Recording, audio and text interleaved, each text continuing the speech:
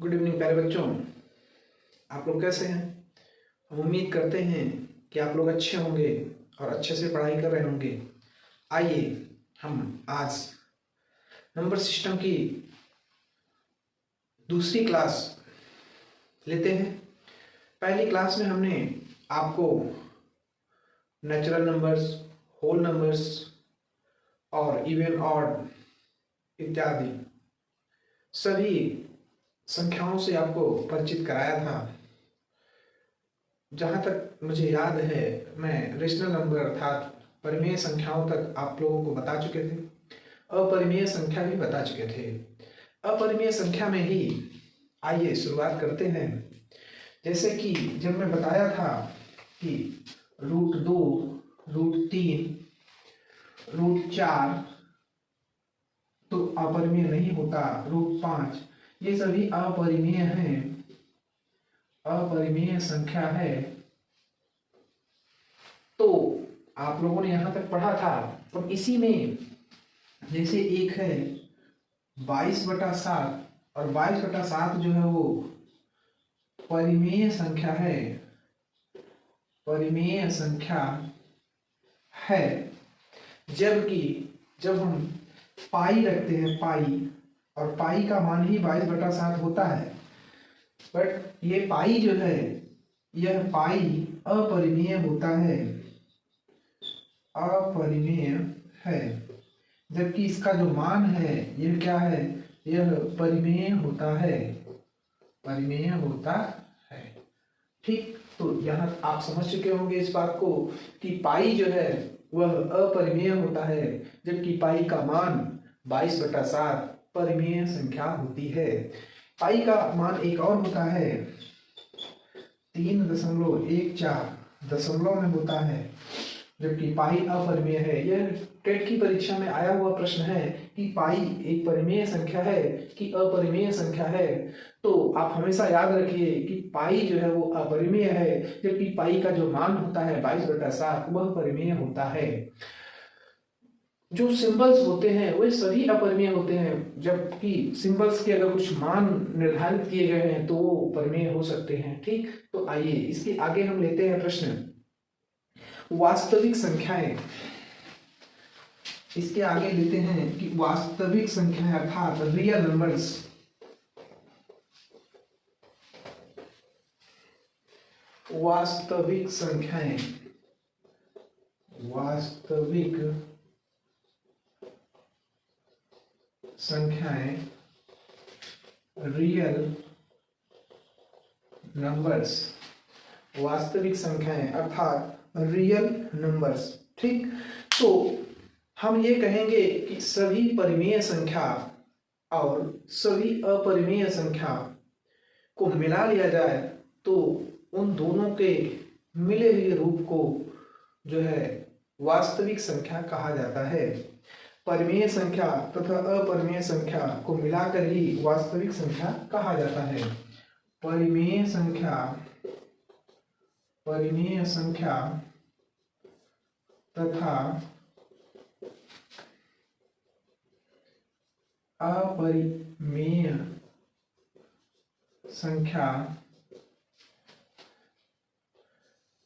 को के समूह को, ऐसा भी कह सकते हैं कि समूह को वास्तविक संख्या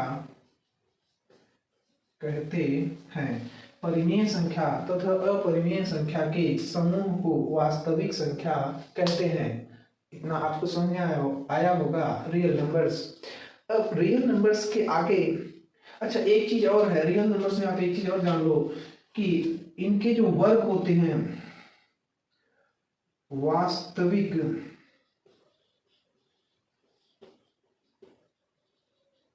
संख्याओं का वर्ग हमेशा धनात्मक होता है। वास्तविक संख्याओं का वर्ग जो होता है वो हमेशा धनात्मक होता है। बात समझ में आ गई होगी इस बात को। आगे आते हैं चक्रीय संख्या। साइक्लिक नंबर क्या होता है? चक्रीय संख्या।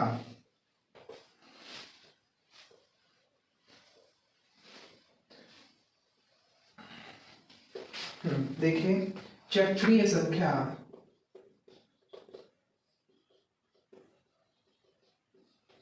साइक्लिक नंबर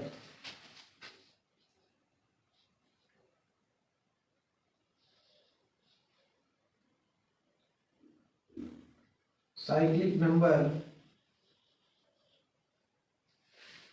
साइक्लिक नंबर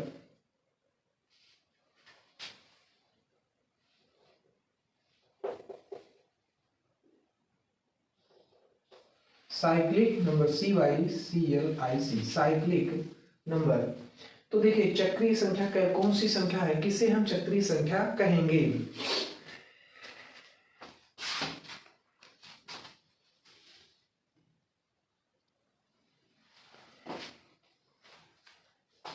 हाँ देखें, साइक्लिक संख्या ऐसी संख्या है, एक से लेकर n तक ऐसी कोई संख्या लीजिए जिसमें हम चाहे 1 का गुणा करें, चाहे 2 का, चाहे 3 का, किसी भी संख्या का गुणा करें तो वह संख्या का गुणनफल भी उन्हीं संख्याओं में होगा।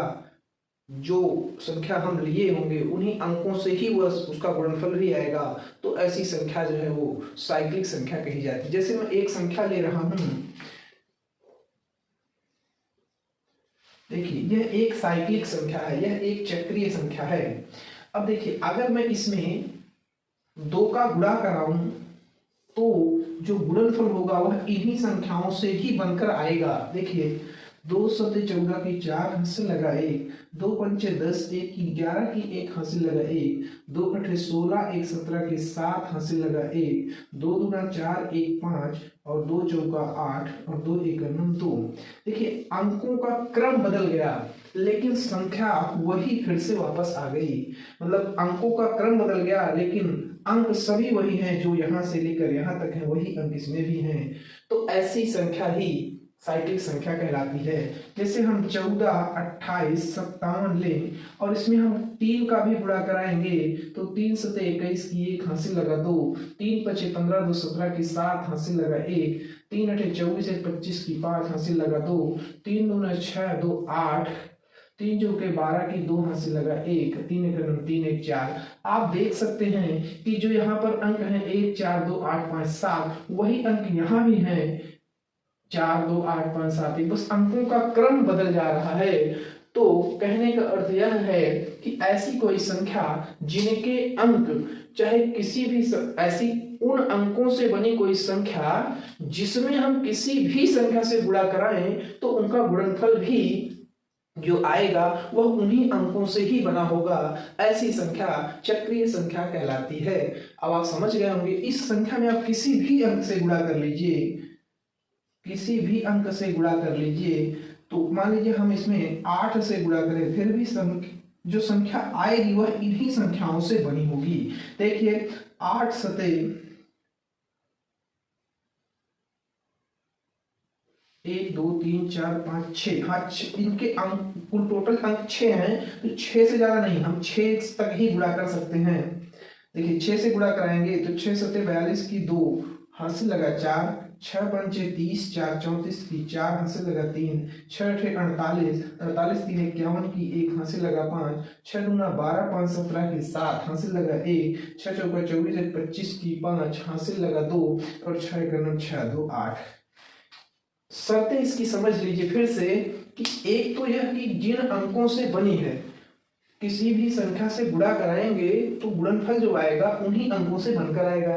लेकिन किसी भी संख्या से जो गुणा कराना है वह संख्या इनके अंकों के बराबर ही होनी चाहिए। कहने का अर्थ यह है कि अंकों के बराबर या उससे छोटी ही होनी चाहिए। 1 2 3 4 5 6 अंक है तो हम 1 से गुणा करा सकते हैं, 2 से गुणा करा सकते हैं, 3 से गुणा करा सकते हैं, 4 से गुणा करा सकते हैं, 5 से गुणा करा सकते हैं और 6 से गुणा करा सकते हैं।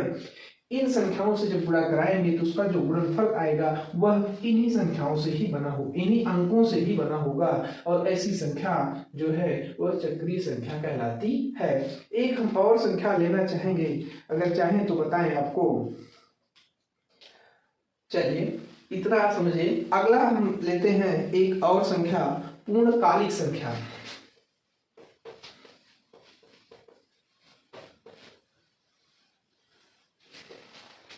अगली संख्या है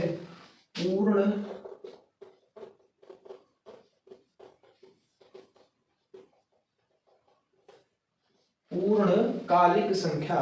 पूर्णकालिक संख्या को परफेक्ट नंबर कहते हैं,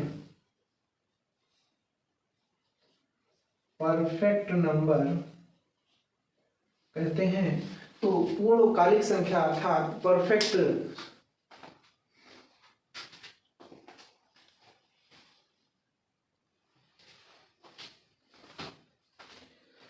देखिए प्यारे बच्चों, जैसे है कि परफेक्ट नंबर पूर्णकालिक संख्या वह संख्या है कि अगर किसी संख्या के n सभी भाजकों का योग दिए गए संख्या n के बराबर है तो ऐसी संख्या को पूर्णकालिक संख्या कहते हैं। जैसे 6 दिया गया है तो 6 का अगर हम सभी भाजक लिखेंगे तो वही 1 छक्के 6, 2 तिहाई 6, 3 दूना 6। अब देखिए कि अगर ये सभी इसके भाजक हैं और फिर इनका हम योगफल करेंगे, 3 2 5 1 6 के बराबर आ रहा है, अर्थात 6 क्या है, तो 6 एक परफेक्ट नंबर है, अर्थात पूर्णकालिक संख्या है।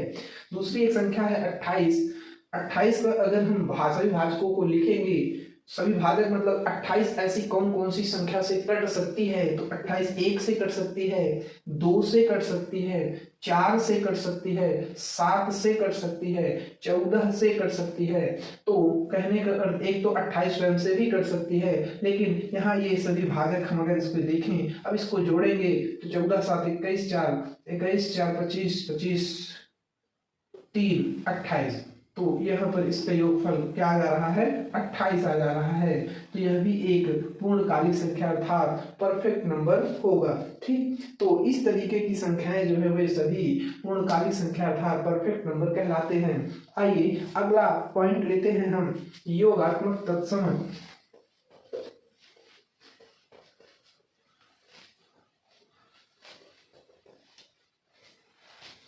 योगात्मक तत्समक, योगात्मक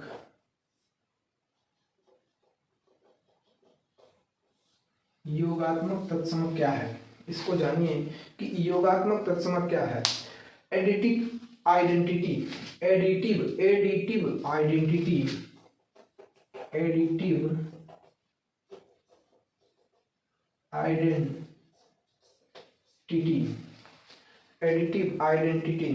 तो अब देखिए यदि कोई संख्या दी जाए, मान लीजिए यदि a + 0 तो बराबर a आ जा रहा है, इसका यह अर्थ हुआ कि शून्य को ही हम योगात्मक तत्समक कहेंगे। यहाँ पर शून्य को योगात्मक तत्समक कहेंगे।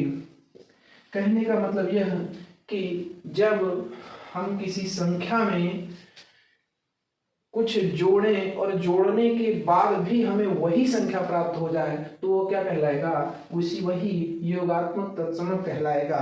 वही क्या कहलाएगा, योगात्मक तत्समक कहलाएगा। और योगात्मक प्रतिलोम क्या होता है, योगात्मक प्रतिलोम, योगात्मक प्रतिलोम, योगात्मक प्रतिलोम तो एडिटिव इनवर्स इसको बोलते हैं, एडिटिव इनवर्स।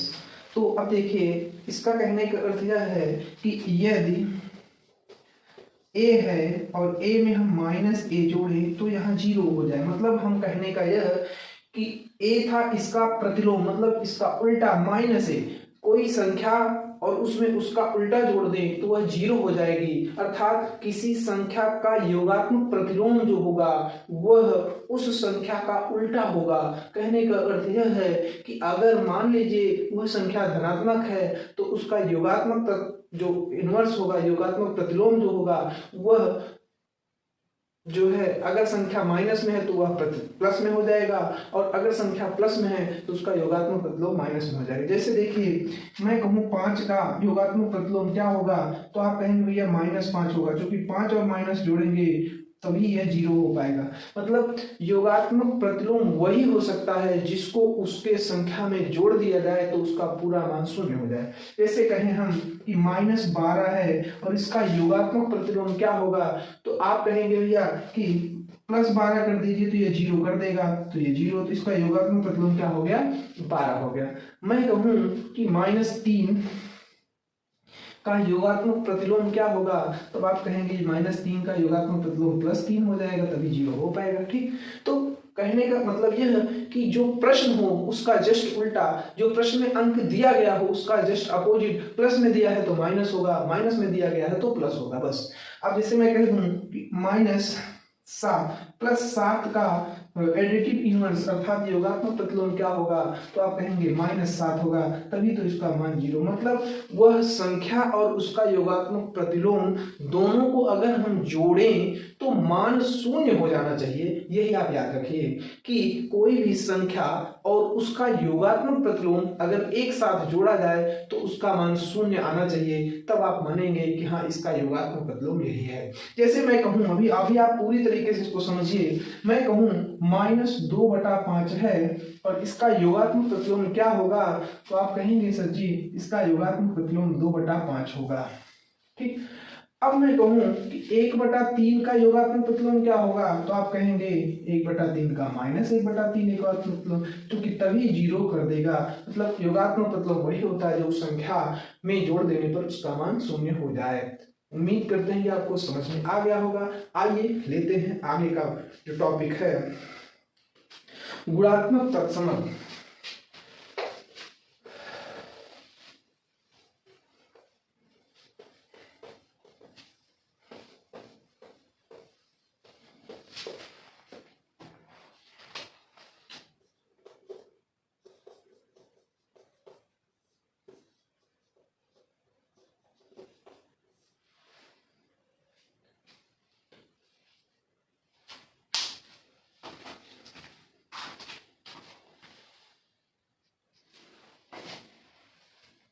आइए देखते हैं। जैसे कह रहा है कि गुणात्मक तत्समक अर्थात मल्टीप्लिकेटिव आइडेंटिटी। तो मल्टीप्लिकेटिव आइडेंटिटी क्या होता है, गुणात्मक तत्समक क्या होता है? कहने का अर्थ यह कि कोई एक संख्या हो जिसमें हम किसी एक अन्य संख्या से गुणा करें, लेकिन गुणा करने के बाद भी वह संख्या वही रह जाए, तो वह उसका क्या हो जाएगा, गुणात्मक तत्समक कहलाएगा। जैसे मैं कहूं यदि a गुणा 1 बराबर a ही आने वाला है, तो इसमें एक क्या है, एक गुणात्मक तत्समक है, गुणात्मक तत्समक है। अब और एग्जांपल लेते हैं। जैसे कहें कि 5 और गुणा 1 तो बराबर 5 आएगा। मतलब किसी भी संख्या में हम 1 का गुणा करें तो वहां पर वह संख्या वापस आ जाएगी, अर्थात 1 जो होता है यही क्या है, गुणात्मक तत्समक है, गुणात्मक तत्समक है। यही देखिए, अगर योगात्मक तत्समक पूछेगा तो 0 होता है, 0 को जोड़ने पर वही संख्या प्राप्त होगी, और गुणात्मक तत्समक मतलब 1 से गुणा करने पर वही संख्या प्राप्त होगी। तो शायद अब आपको याद रहेगा। अगला है गुणात्मक प्रतिलोम, गुणात्मक प्रतिलोम, मल्टीप्लिकेटिव इनवर्स। मल्टीप्लिकेटिव इनवर्स, देखिए गुणात्मक प्रतिलोम क्या है, ऐसी कोई संख्या ली जाए और उस संख्या में फिर उसका गुणात्मक प्रतिलोम लिया जाए और उसका गुणा कराया जाए तो उस संख्या का मान 1 हो जाना चाहिए। जैसे कि अगर मैं कहूँ a है और इसका गुणात्मक प्रतिलोम क्या होगा, तो इसका गुणात्मक प्रतिलोम यह 1/a होगा, तभी यह कटकर मान 1 देगा। मैं कहूँ 2 लीजिए और इसका गुणात्मक प्रतिलोम क्या होगा, तो आप कहेंगे 1/2 होगा, 2 से 2 कट जाएगा, क्या हो जाएगा, 1 आ जाएगा। और देखिए जैसे मैं कहूँ 2/3 और इसका गुणात्मक प्रतिलोम क्या होना चाहिए, तो आप कहेंगे सर जी 3/2 होना चाहिए, तभी यह इससे कट जाएगा, यह इससे, और इसका मान 1 हो जाएगा। अब मैं कहूँ -2/5 है, इसका गुणात्मक प्रतिलोम क्या होगा? तो आप कहेंगे सर जी इसका गुणात्मक प्रतिलोम -5/2 कर दीजिए, तो 2 से 2 कट जाएगा और 5 से 5 कट जाएगा, तब यह आपका 1 आ जाएगा। तो कहने का मतलब यह है कि गुणात्मक प्रतिलोम, किसी संख्या का गुणात्मक प्रतिलोम वह संख्या होती है जो दी गई संख्या का उल्टा हो, मतलब अंश का हर कर दीजिए और हर का अंश। मतलब एक चीज और देख, जैसे मान लीजिए हमने कहा a/b है, अब इसका गुणात्मक प्रतिलोम आपको निकालना है, तो आप क्या करेंगे, यहाँ पर a अंश है b हर है, तो आप b को ऊपर ले जाएं अंश में और हर को a को हर में ले आए। अब यह इसका गुणात्मक प्रतिलोम हो गया। क्यों हो गया? क्योंकि अगर इसको हम अभाज्य करेंगे तो यह एक वैल्यू दे देगा। कहने का मतलब संख्या और उसका गुणात्मक प्रतिलोम जो लिखा जाएगा, दोनों का आपस में गुणा करा दें तो उसका वैल्यू जो है वो 1 आ जाना चाहिए। तो उम्मीद करते हैं कि आपको अब समझ में आ गया होगा गुणात्मक प्रतिलोम क्या है, योगात्मक प्रतिलोम क्या है, गुणात्मक तत्समक क्या है और योगात्मक तत्समक क्या है। ठीक, आइए अगला बिंदु लेते हैं।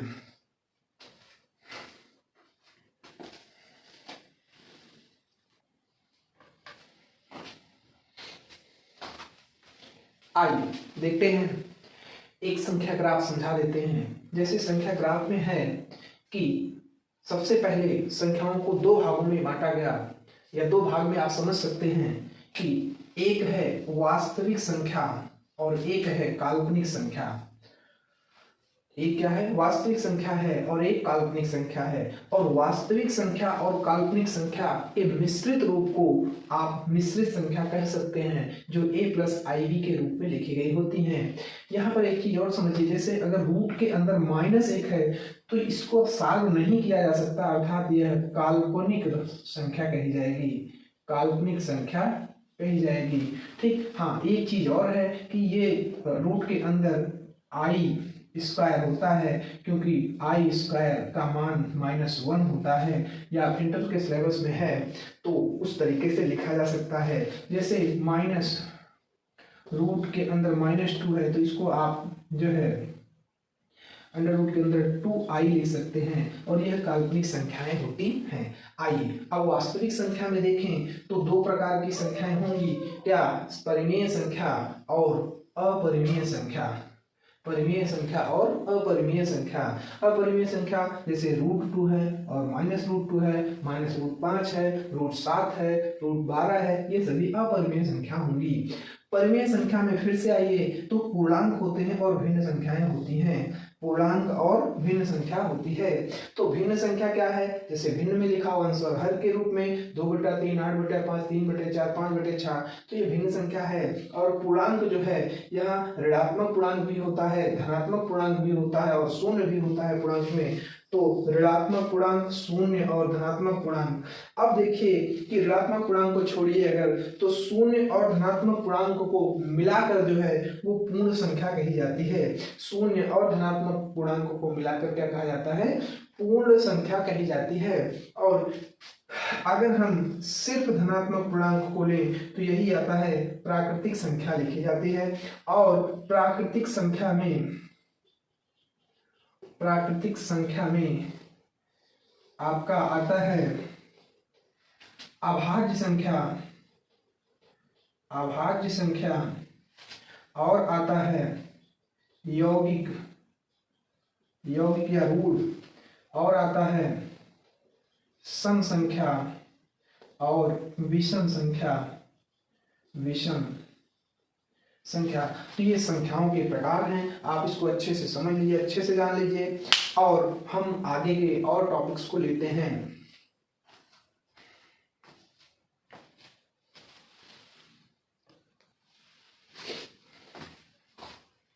और जानिए एक चीज, यदि किसी संख्या में, जैसे किसी संख्या में 0 से भाग दिया जाए तो यह इनफाइनाइट हो जाता है। मतलब यह, इसे आप क्या कह सकते हैं? इनफाइनाइट कह सकते हैं, या फिर ये नॉट डिफाइंड होता है।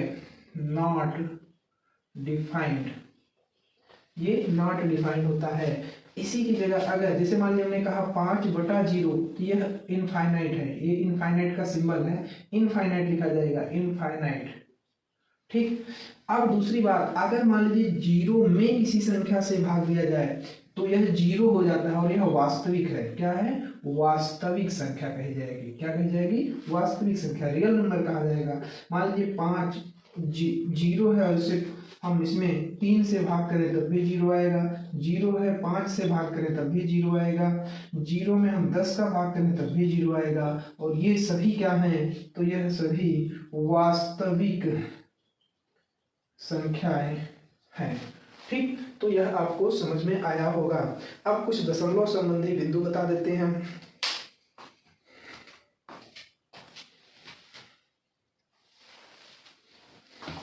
हाँ देखिए, एक और बिंदु है कि प्रत्येक सम संख्या जो है, कोई भी एक सम संख्या होगी, अगर उसका वर्ग करेंगे तो वह सम संख्या ही आएगी। और प्रत्येक विषम संख्या का वर्ग जो होता है वह एक विषम संख्या होता है। जैसे हम कहें 12 एक सम है और इसका वर्ग करेंगे तो 144 भी क्या होगा? एक सम संख्या है। अगर हम कहें कि 20 एक सम संख्या है, इसका वर्ग करेंगे तो 400 भी एक सम संख्या है। अब हम कहते हैं 13 और 13 का वर्ग करेंगे तो 169, क्या है? यह भी एक, यह विषम है तो यह क्या है? विषम होगी। यह क्या होगी? विषम होगी। अब 7 है विषम संख्या, वर्ग करेंगे तो 49 भी क्या आ जाएगा? विषम आ जाएगा। ठीक, मतलब कहने का यह कि सम संख्या का वर्ग जो है वह सम संख्या होती है और विषम संख्या का वर्ग जो है वो विषम संख्या होती है। आइए आगे देखते हैं। अब अगर 3/4 है, इसको दशमलव में कन्वर्ट करेंगे तो जैसे 3/4 है, इसका मतलब 4 से 3 में भाग दिया गया तो 0 यहाँ 0, 4 सते 28, 2 0, 4 पंचे 20, मतलब पूरा पूरा भाग लग गया, दशमलव के 2 स्थान तक था, पूरा पूरा कट गया तो यह सीमित कहा जाएगा। क्या कहा जाएगा? सीमित कहा जाएगा। और अगर जैसे 11/3 है, अब 3 से 11 में भाग दोगे, 3 त्रिका 9, 2.036, 18, 2 0 3 18, 2 0 3 18, मतलब अब आप ऐसे करते रहिए, दिन रात करते रहिए, समाप्त नहीं होने वाला है। अर्थात यह 3.666, इसको ऐसा भी लिखा जाता है, 3.6 के ऊपर बार लगा दिया जाता है और ऐसे को असीमित आवर्ती कहा जाता है, क्योंकि यहाँ डॉट डॉट लगा कर दिया, असीमित है, यह कहाँ तक जाएगा इसका कोई अंत नहीं है, तो यह असीमित आवर्ती कहा जाता है। आवर्ती मतलब 6 बार बार इसकी पुनरावृत्ति हो रही है तो असीमित आवर्ती हो जाएगा और पूरा पूरा करने पर आवर्ती कहा जाता है। तो उम्मीद करते हैं अभी समझ में आया होगा। आइए अगला टॉपिक लेते हैं।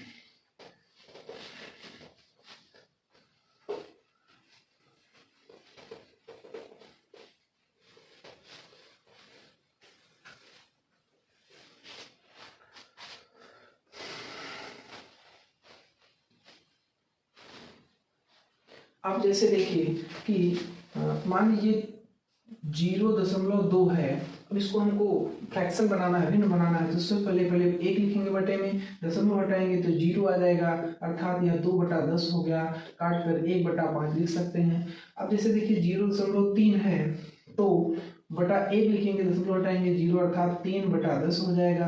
तो इस तरीके से हम दशमलव को भिन्न में बदल सकते हैं। ठीक, दशमलव को भिन्न में बदल सकते हैं। लेकिन इसी की जगह अगर ऐसा लिखा हो 0.3 और 3 के ऊपर बार, तो हम इसको लिखेंगे 3/9। क्या लिखेंगे? 3/9। इसको हम अभी सॉल्व करके भी आपको दिखा देते हैं। अगर संख्याओं के ऊपर बार लगा होता है तो हम 9 ही लिखते हैं। इसे हम कहें कि 0.36 और दोनों के ऊपर बार लगा है, इसका मतलब आप इसको ऐसा लिख सकते हैं 2 9, मतलब 2 अंकों के ऊपर बार है तो 2 बार जो है वो 9 लगाएंगे, तो ऐसा लिख सकते हैं। ठीक, तो ये आपका एक तरीका ये है, और फिर जब बार लगा होगा तो एक तरीका ये होगा। ठीक, तो ये आपका भिन्न में बदलने का तरीका है। आइए आगे देखते हैं।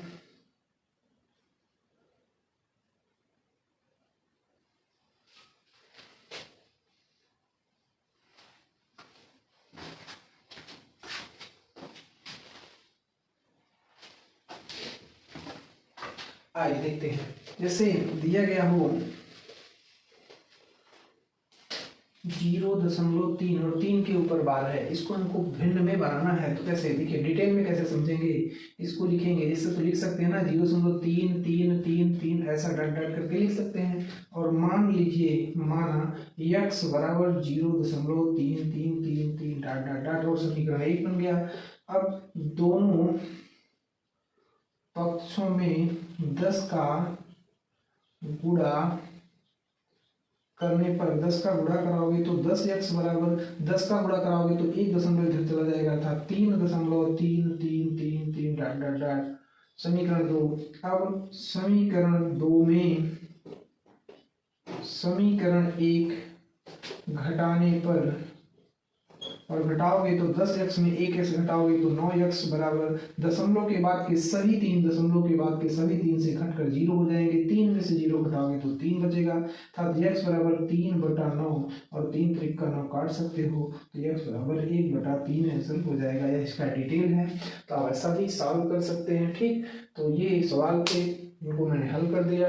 अब विभाजकता का नियम जो हम अगले वीडियो में लेकर आएंगे कि संख्याओं को विभाज्य कैसे किया जाए। ठीक, ये कैसा लगा पढ़ के कमेंट में जरूर बताइएगा। Thank you.